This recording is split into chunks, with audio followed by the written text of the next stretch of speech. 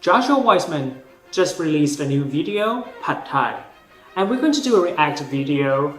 Just so you know, I am Thai, and the dish he's making has the word Thai in it. This is one of those things that you usually defer to a restaurant to make. But I'm telling you now, you can do it. And if you do, it might just be the very best one that you ever have in your life. Bring it on, white boy Joshua. Okay, so today we're making Pad Thai. We're gonna make this as traditionally as we possibly can, given the location and there are certain ingredients that we can't acquire, but we're gonna do our very best to have all the proper ingredients and do it simply but authentically. Simply but authentically. I love that. Love you, Joshua. There are a couple of ingredients in here that are extremely easy to find at local Asian grocery stores or on Amazon, so don't go That's chives flowers. We use leaves honeys. First thing we need to do is make our Pad Thai sauce. You'll need some tamarind pulp, Absolutely tamarind sauce only. Some people use ketchup, please. which looks a bit like a brick of poopy.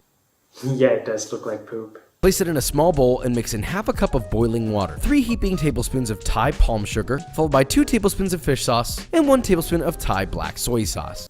Yeah, dark soy sauce is not supposed to be in Pad Thai. When you add dark soy sauce, you're either cooking mee kora, which is closely related to Pad Thai, or tourist trap Pad Thai you can get from Khao San Road in Bangkok.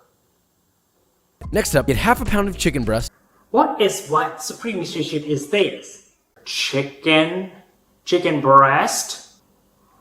Oh my god, and you said authentic.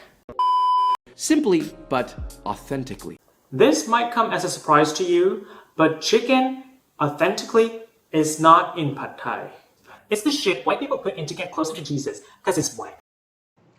Let's be serious for a moment.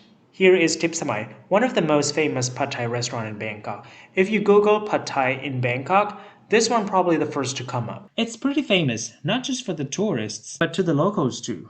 And this is the lady who started the restaurant like 70 years ago. And here's the menu, and let me translate simply for you. The first one is the regular one, no meat. Then vegetarian. The next 4 are with shrimp. The last 2 are the bougie ones with seafood mix, and they're kind of like in the same boat with shrimp. Now that you know authentic Pad Thai is with shrimp, not chicken, it's an on-set rule like beef and burgers, right? So you make it whatever meat you want, but I think it would be really nice for you to know what is our tradition and to respect our culture too, baby. a generous pinch of kosher salt, 1 teaspoon of ground white pepper, 2 teaspoons of cornstarch to coat, then add 2 teaspoons of Thai sweet soy sauce.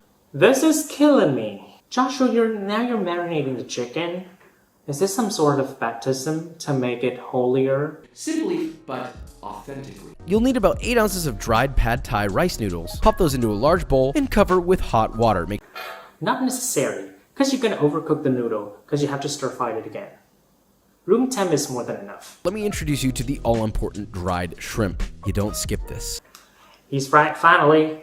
Pop them in a food processor and process on high speed until it reaches as fine of a powder as possible. What in tarnation is that? Why do you need to put in a food processor and blend it into powder? We pull it whole. It's worth venturing out for Papa's special ingredients. It's not a special ingredient. It's just a ingredient. Nothing so special about it. It's just a common ingredient in Pad Thai. Now we're ready to stir fry. Heat a large wok over medium-high. He has a wok. Thank you, Jesus. That wok seems a little brand new to me though. 3 tablespoons of high-heat cooking oil. Swirl your pan to coat the edges. Add your chicken in batches. Those baptized chicken. May they rest in peace.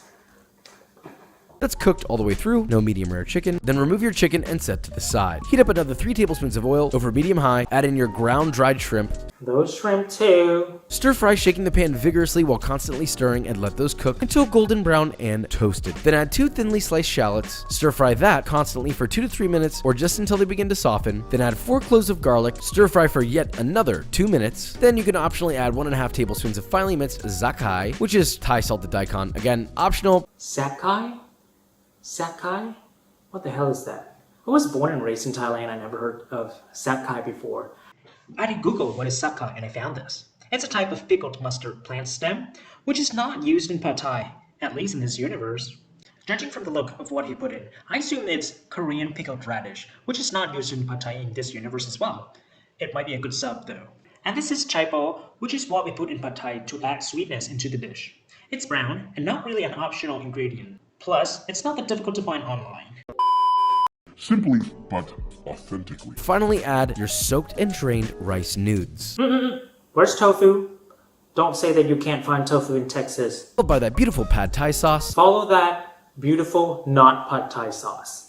Push all of your noodles to one side, then separately beat together 2 to 3 eggs in a bowl until completely homogenized, and pour into the empty space that you made in your wok. Let that cook for 30 seconds, then go ahead and just scramble. Then add 1 cup of Chinese garlic chives, 1 cup of mung bean sprouts, and your cooked chicken. Stir fry all that together, add a generous amount of crushed toasted peanuts, and more additional fresh mung bean sprouts. This looks like a beautiful, proper pad thai. Whitewashed. If this is as authentic as you can go, you're basic. If you want to respect our culture and tradition, I'm willing to help. I know how to make pad thai the real way, like how we make it. Please click like and subscribe to my channel to learn how to cook Thai food and learn about our culture and traditions. สวัสดีครับ